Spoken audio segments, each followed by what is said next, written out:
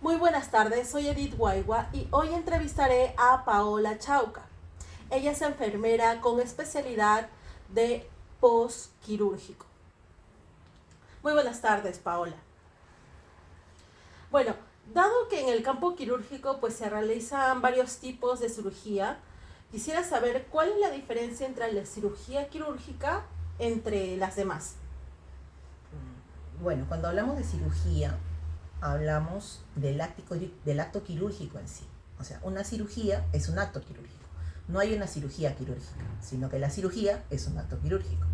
Ahora, hay diferentes tipos de cirugía, dependiendo del grado de la complejidad, dependiendo del lugar donde se realiza. Podemos tener cirugías pequeñas, como por ejemplo, no sé, sacar un lunar, hasta las cirugías más complejas, que son las de corazón o de cerebro. Entonces, dependiendo de la complejidad de la cirugía, se necesitan diferentes locaciones, ubicaciones, personal, material, ¿no? Entonces, hay cirugías que se pueden hacer en un centro de salud, como por ejemplo, como te decía yo, sacar un lunar, por ejemplo, ¿no?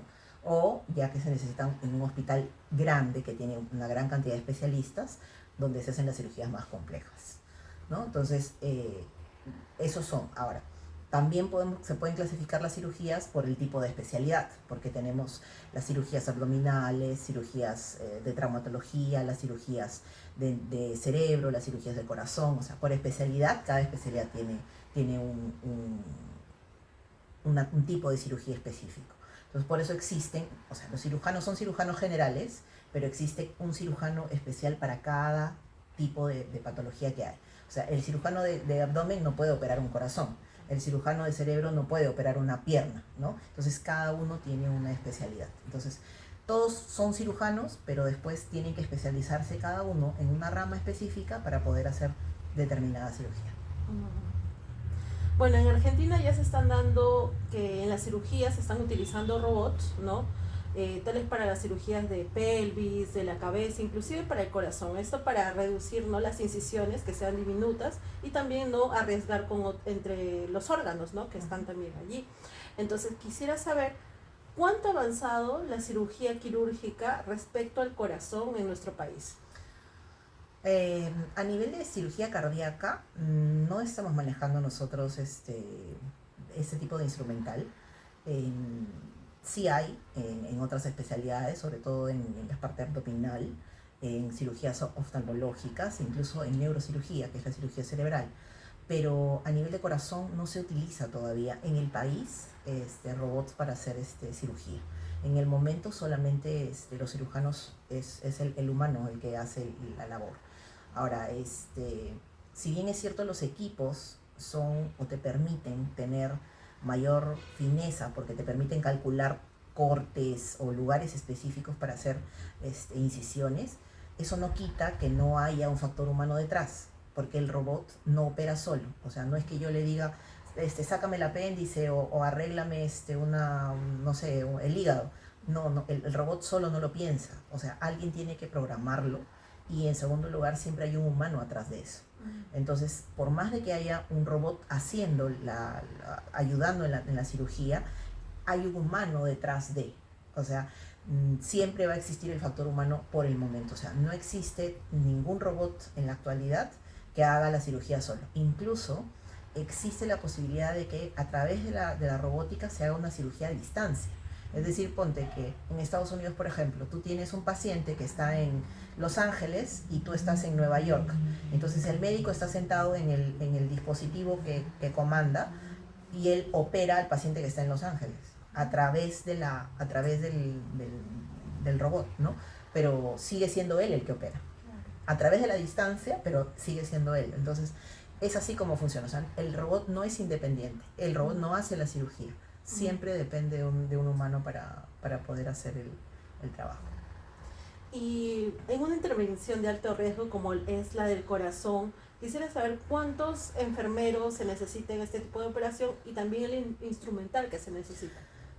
Bueno, las cirugías de corazón es una de las cirugías más complejas que existen, porque cuando uno se va a preparar para una cirugía, no solamente piensas en lo que vas a utilizar. Por ejemplo, cosa simple, yo voy a hacer un sándwich de jamón y queso.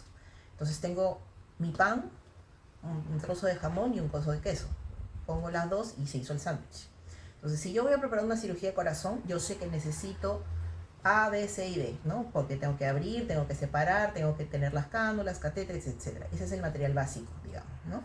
Pero en una cirugía de corazón pueden pasar miles de cosas. Entonces, no solamente preparas el equipo con el que normalmente haces la cirugía, sino tienes, digamos, de backup un equipo que puede entrar en caso de que la cirugía se complique. Entonces, el instrumental es un instrumental básico, que es amplio, porque son más de 100 pinzas las que se manejan en cirugía cardíaca, ¿no? Entonces, y aparte, tienes las otras que podrías utilizarlas en el momento.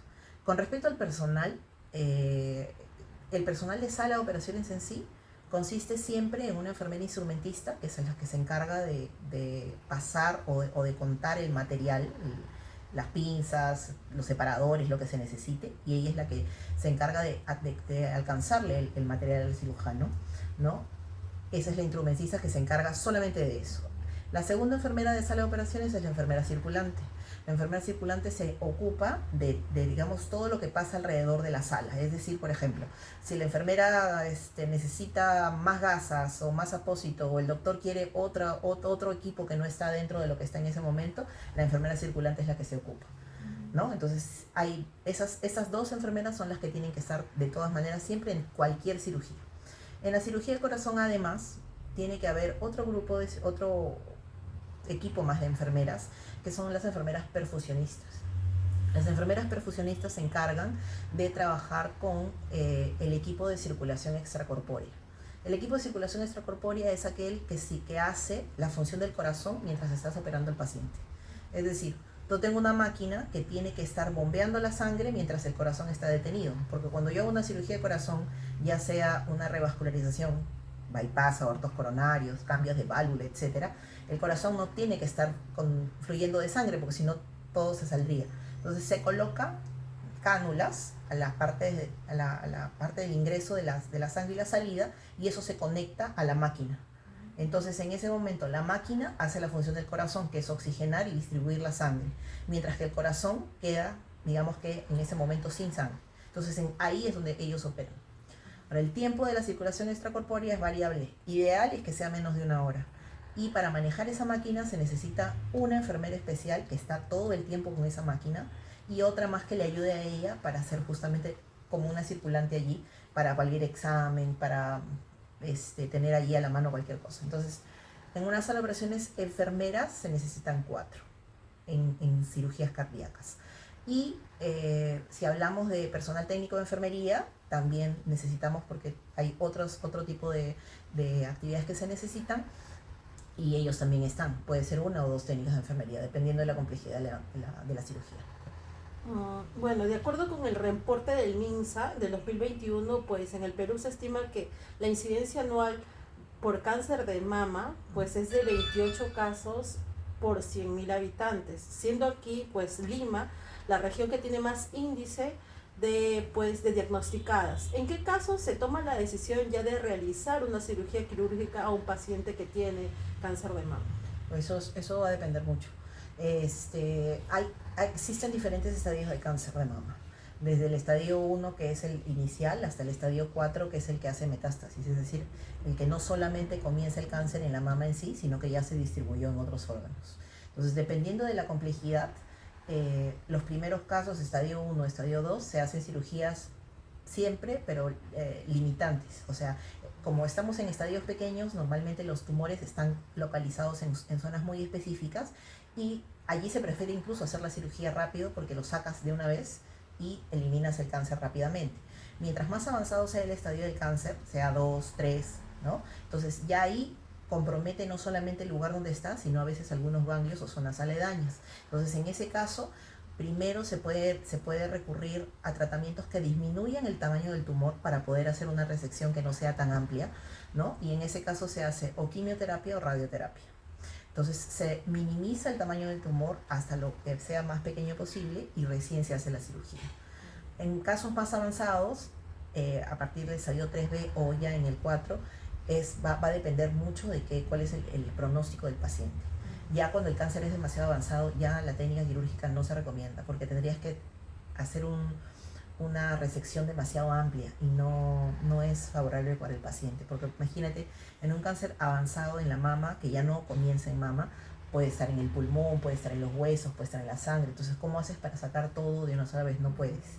Entonces, hay ciertos límites en los que se puede hacer cirugía y en el que no.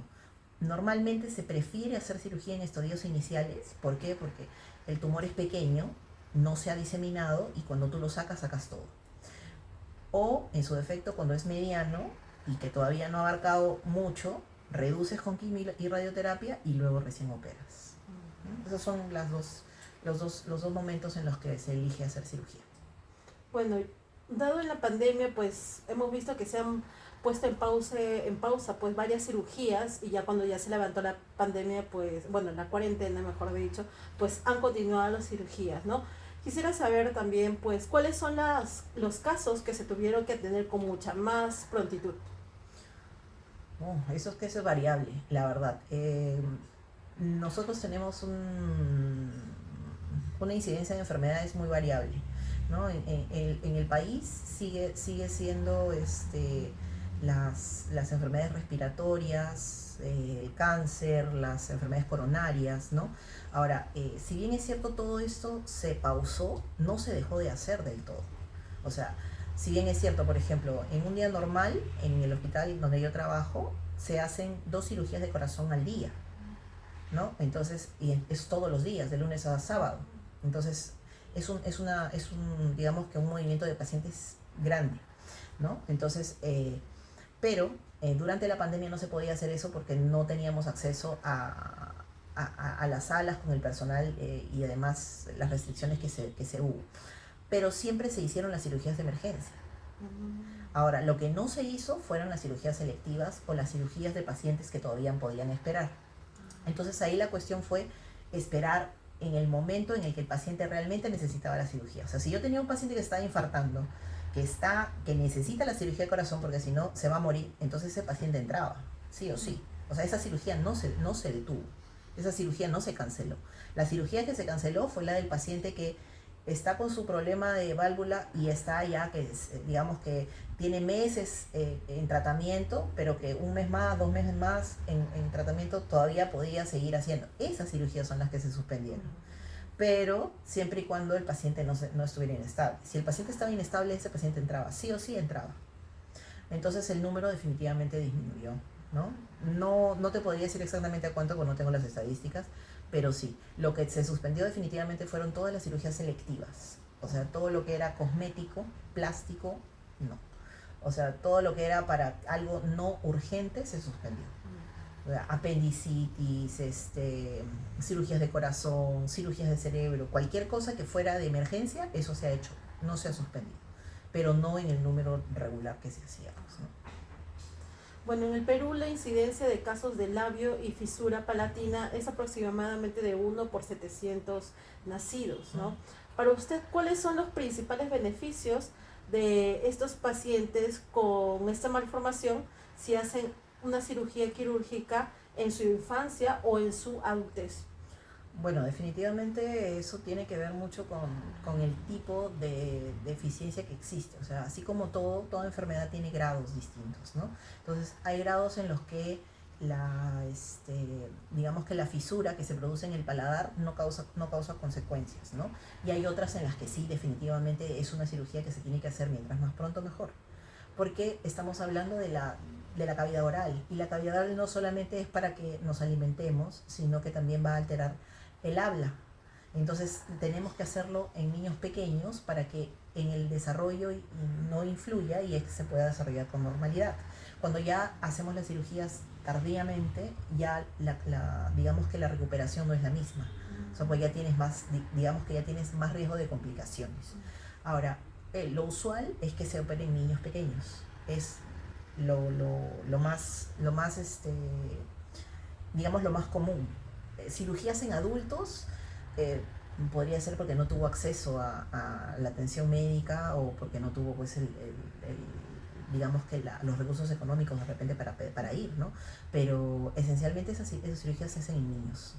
En adultos solo para corregir pequeños defectos que de repente no sabía que tenía, pero una fisura o paladar hendido siempre se operan en niños pequeños. Bueno, se ha dado casos que sobre negligencia en enfermeros.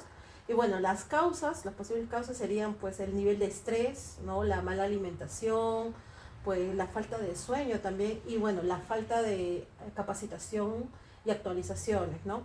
¿La negligencia se resuelve con la capacitación y actualizaciones? Una parte, sí, probablemente, pero como todo ser humano es susceptible a errar, ¿no?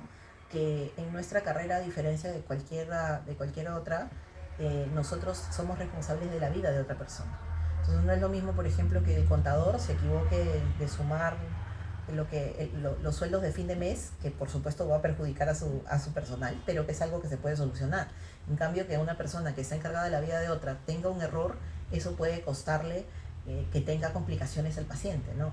Y no solo estoy hablando de las negligencias en caso de que se demuestre que realmente sea una negligencia, ¿no? Porque siempre se habla y se escucha mucho de que hay la negligencia médica que eso, pero la verdad es que hay que evaluar muchas partes en lo que se refiere a cuestiones con negligencias, ¿no? Porque hay que ver cuál es la forma y ver el escenario en el que presenta el caso. Por ejemplo, yo tengo pacientes en los que tú dices, ¿no? Lo que se ha oído siempre, ¿no? El paciente entró para que le operen la pierna derecha y le cortaron la pierna izquierda. Bueno, obvio, ahí es algo que tú dices, es más que evidente que se han equivocado, ¿no? Ahora, ¿pero por qué se equivocaron? Porque no es simplemente que sea el derecho o izquierdo, porque yo cirujano estoy mirando a mi paciente, tengo que mirar la historia clínica, revisar cómo está, qué cosa es lo que tengo que operar, y lo reviso porque tengo que mirar lo que estoy tocando. Ahora, si yo estoy viendo que la pierna derecha y la pierna izquierda están igual de mal, porque eso es lo que pasa, ¿no? Entonces, nosotros hemos quedado en que primero vamos a hacer una cirugía de la pierna izquierda y después vamos a hacer la derecha. Pero en ese momento vio las dos y como las dos estaban mal, dijo, ah, ya, entonces era esta.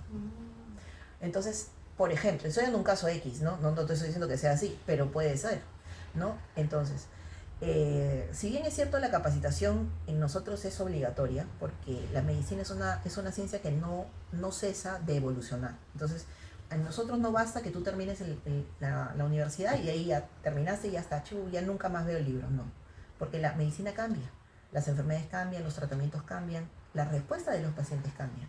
El paciente que yo atiendo ahora no es el mismo que se atendía hace 10 años, porque estoy hablando de pacientes o personas que tenían otro nivel de actividad física, nivel de nutrición, tienen otras características físicas que hacen que respondan a la enfermedad de diferente manera. Mi generación, la generación que estamos atendiendo ahora, es completamente diferente, porque ya son personas que trabajan en más estrés, que están más acostumbradas a la tecnología, que tienen otros factores de riesgo. Los pacientes de hace 20 años se infartaban a los 65 años. Las personas ahora se infartan a los 40, por el nivel de estrés, por la comida, por la obesidad, por el sedentarismo.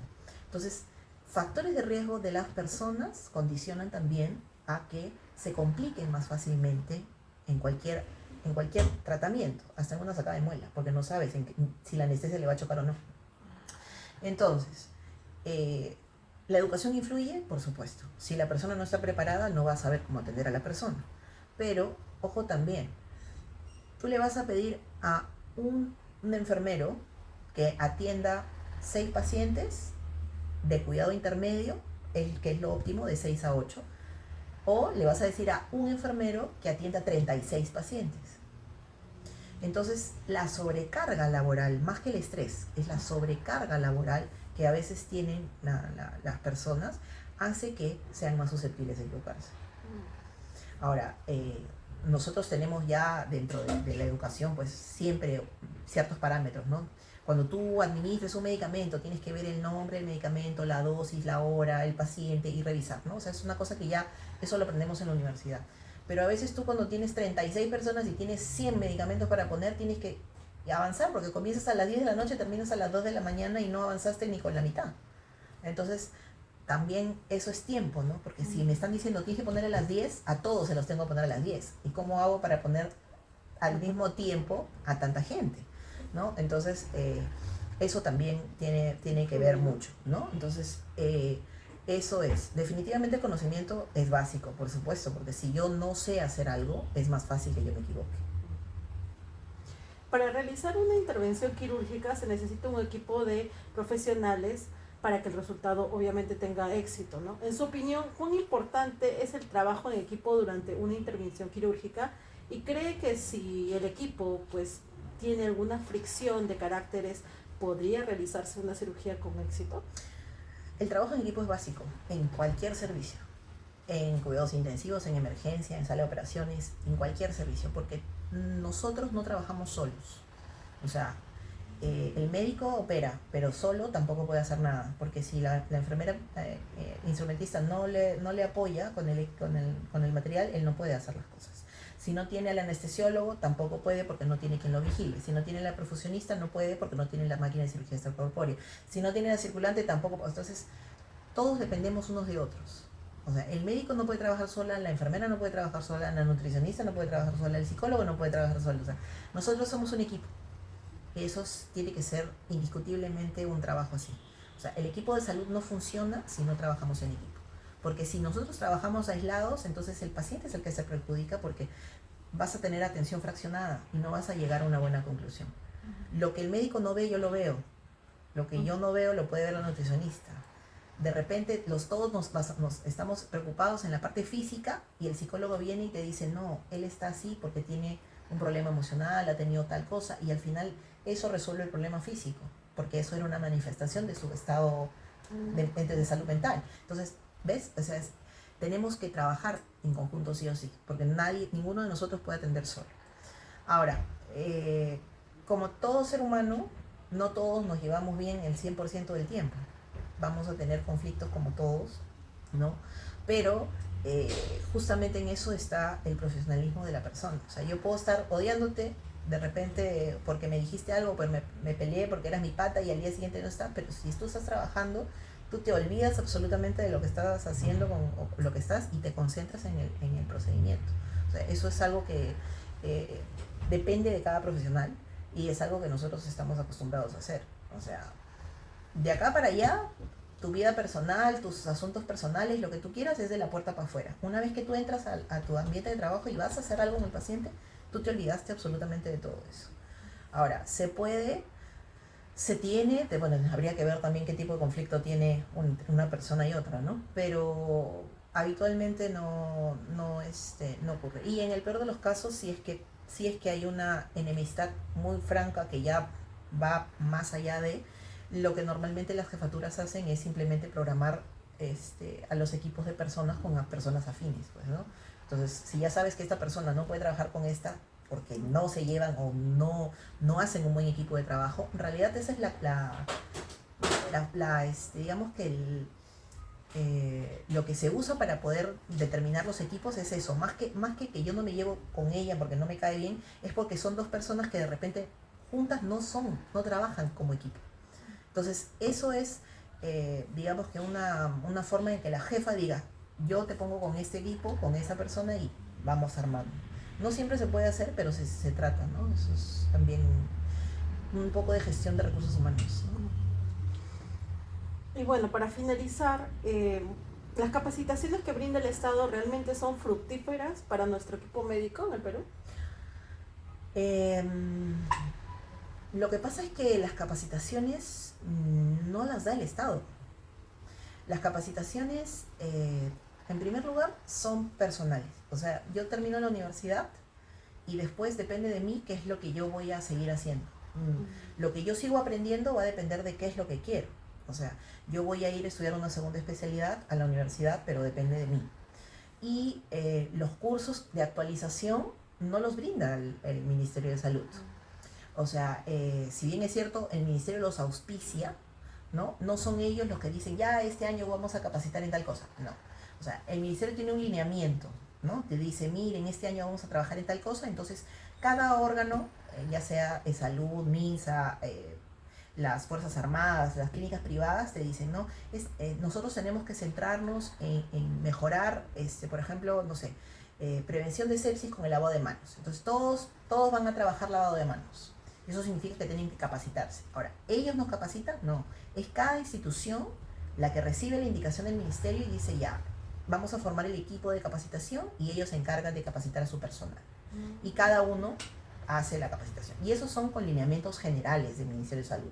Prevención de sepsis con lavado de manos. Por ejemplo, ahora que hubo la pandemia, igual, ¿no? El lavado de manos, uso de mandilón, cómo colocarse, cómo sacarse, cómo ponerse la mascarilla, etcétera. Esas cosas, por ejemplo, las capacitó el Ministerio, hizo un lineamiento general, pero cada institución se ocupó de la capacitación de su personal, porque el MINSA sería imposible que capacite a tanta gente. El otro recurso que tenemos de capacitación son las universidades, porque las universidades como entes educadoras se encargan de hacer ciertos cursos de capacitación cada cierto tiempo y ellos se los ofrecen. Entonces tú eliges, dependiendo, ¿no? Porque tienen costo, porque cada cosa tiene costo, nada es gratis. Tú te inscribes y estudias. Por último, las otras fuentes de capacitación son las sociedades científicas y las asociaciones que existen por especialidad y que ellos brindan cursos de capacitación también, que igualmente son de acceso libre y que las personas van, se inscriben y reciben su certificado. Entonces, la capacitación en realidad depende de cada persona, no depende de que el ministerio te lo dé a ti, sino es que eres tú de quien quiere capacitarse. Si yo, por ejemplo, tengo una especialidad en cuidado intensivo, pero me interesa aprender sobre accesos vasculares, por ejemplo, ¿no? No es algo que yo haya estudiado, pero me interesa. Entonces yo busco cómo llegar a eso. Entonces es uno mismo el que tiene que buscar un poco eso. La institución algunas veces te guía, por ejemplo, si tú estás en un área y te dicen, mira, vamos a abrir esta unidad ahora, ¿te parece? Mira, podemos hacer esto. Y buscan personas que quieran comprometerse y capacitar. Entonces la institución te capacita para que abras esa unidad. En ese sentido es la institución la que te capacita. Pero es muy raro. Bueno, yo pensaba que sí, pues las llevaba quizás al extranjero a otro sitio. No, el Ministerio de Salud no te ofrece eso. Lo que hacen las instituciones por sí es sí generar, por ejemplo, ciertos cupos, como te digo, por ejemplo, ¿no? El área de trasplante cardíaco. Es un área que se tiene que trabajar y que nosotros manejamos más, por ejemplo, en el área como en los hospitales como el INCOR. Si nosotros queremos hacer un trasplante cardíaco en el Revaliati, entonces, ¿qué sucede? Tienes que capacitar al personal para que sepa cómo hacer trasplante cardíaco. Entonces, a ese grupo de gente que va a atender en tu hospital, lo capacitas.